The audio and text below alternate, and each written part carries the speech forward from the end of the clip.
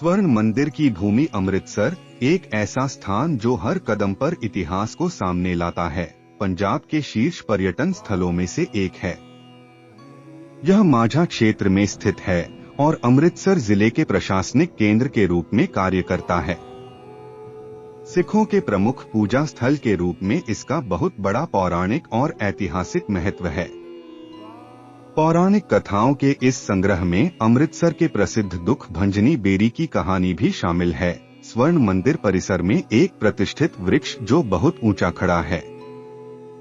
अगर श्रद्धालु पवित्र जल में स्नान करना चाहते हैं तो वे इस वृक्ष को अपना सम्मान देते हैं। स्वर्ण मंदिर में आने वाले लोगों का मानना है कि ऐसा करने से उन्हें पवित्र वृक्ष का आशीर्वाद मिलेगा और उनकी बीमारियां दूर हो जाएंगी। दुख भंजनी बेरी वृक्ष के नाम से जाना जाने वाला एक प्राचीन बेर का पेड़ सिख संस्कृति में पूजनीय है और कहा जाता है कि इसमें अद्भुत उपचार शक्तियां हैं।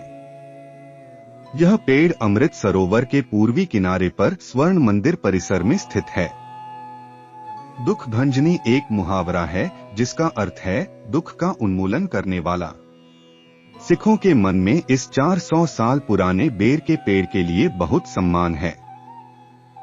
ऐसा माना जाता है कि पहले सिख गुरु नानक ने इस पवित्र स्थान पर वाहे गुरु की भक्ति में गुरबानी का पाठ करते हुए झपकी ली थी।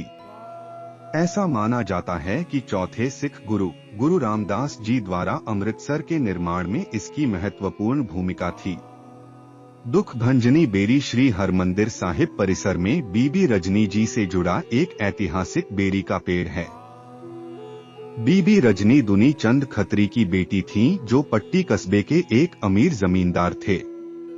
दुनी चंद की 5 बेटियां थीं। सभी सुंदर और प्रतिभाशाली थीं। दुनी चंद को बहुत अहंकार था और एक दिन उसने अपनी बेटियों से पूछा, मुझे बताओ कि तुम्हें भोजन और आश्रय कौन देता है। बड़ी चारों बेटियों ने सहजता से कहा कि उनके पिता उन्हें सब कुछ प्रदान कर रहे हैं। लेकिन सबसे छोटी बेटी बीबी रजनी ने कहा, भगवान ही सबका भरण पोषण करता है।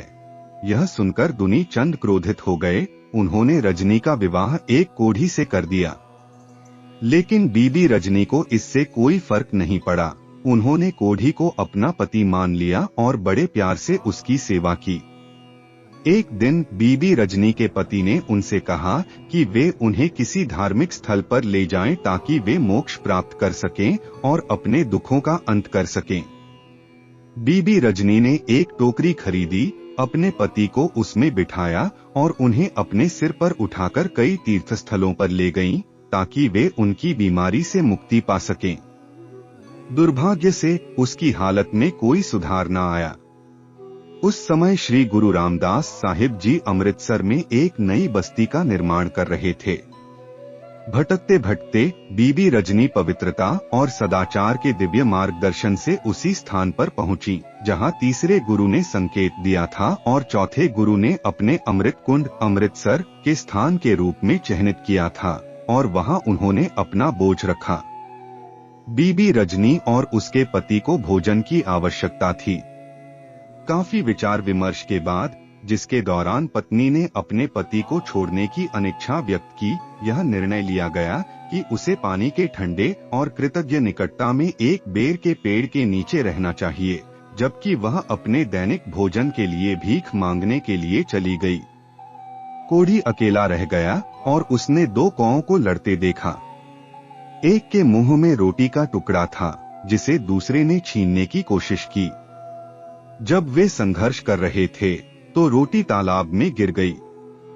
दोनों पक्षी उस पर झपटे। कौवे फिर से काले से सफेद रंग में बदल गए। यह देखकर उसने निष्कर्ष निकाला कि तालाब में साधारण पानी नहीं है, इसलिए उसने तालाब में नहाने का मन बना लिया। बीबी रजनी का पति रेंगता हुआ तालाब के पास गया और अंदर चला गया।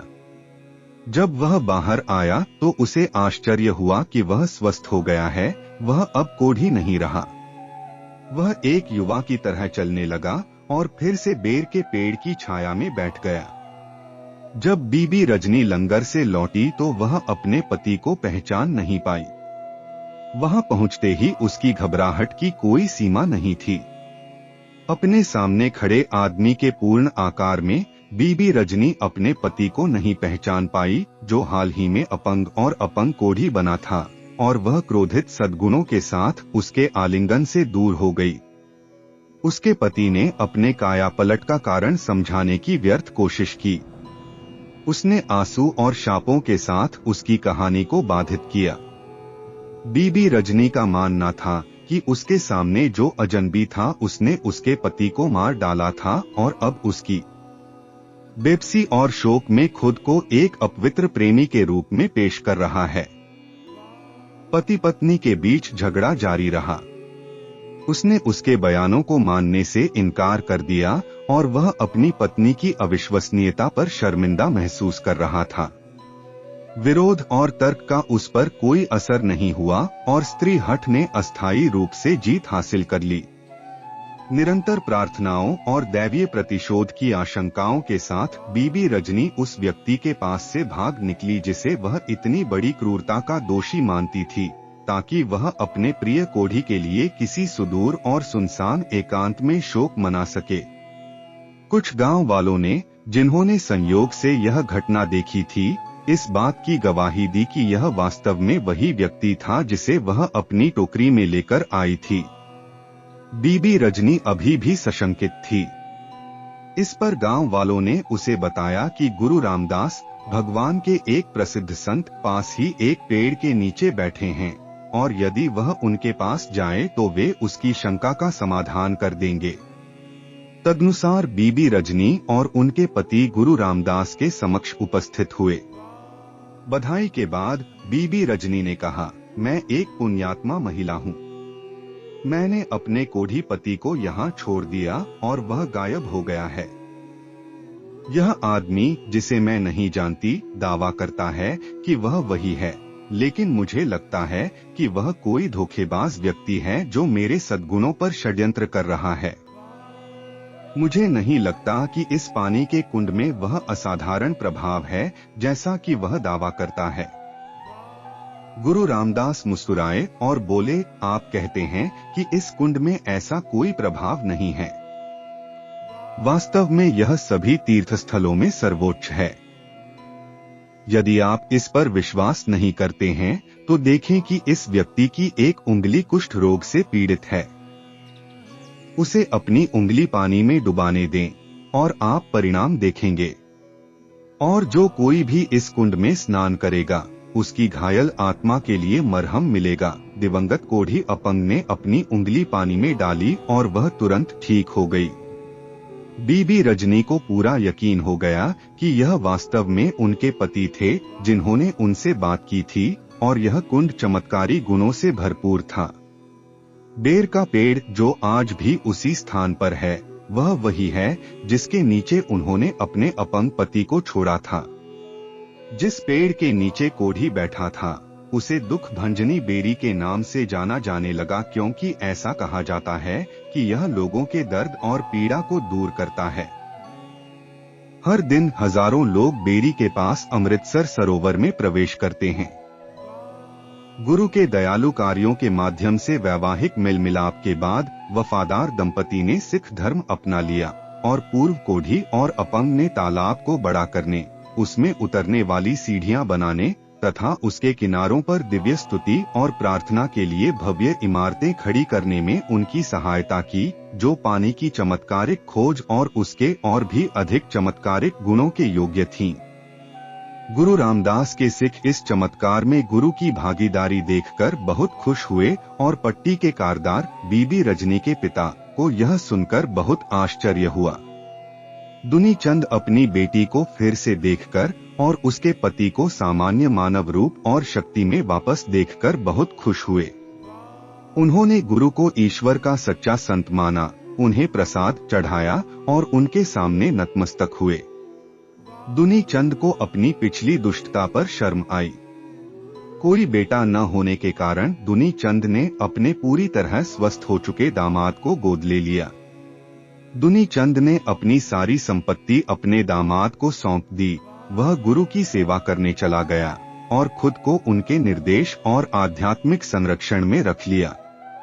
गुरु रामदास ने अपने सिखों और बाबा बुढ़ा जी को बताया कि यह तालाब वही पवित्र स्थान है जिसके बारे में गुरु अमरदास जी ने भविष्यवाणी की थी। समय के साथ एक बड़े सरोवर पर काम शुरू हुआ जिसका नाम अमृतसर रखा गया। गुरु रामदास ने अपने सभी सिखों को बाबा बुढ़ा की देखरेख में काम में शामिल होने के लिए प्रेरित किया और उनकी सहायता के लिए मजदूरों को नियुक्त किया। पहला सरोवर अमृतसर नहीं था बल्कि संतोखसर था। संतोखसर सरोवर आज भी गुरुद्वारा श्री ताहली साहिब अमृतसर के बगल में मौजूद है। गुरु रामदास ने संतोखसर पर काम बंद करके अमृतसर पर काम शुरू किया। इसके बाद गुरु अर्जन ने दोनों सरोवरों का निर्माण पूरा किया।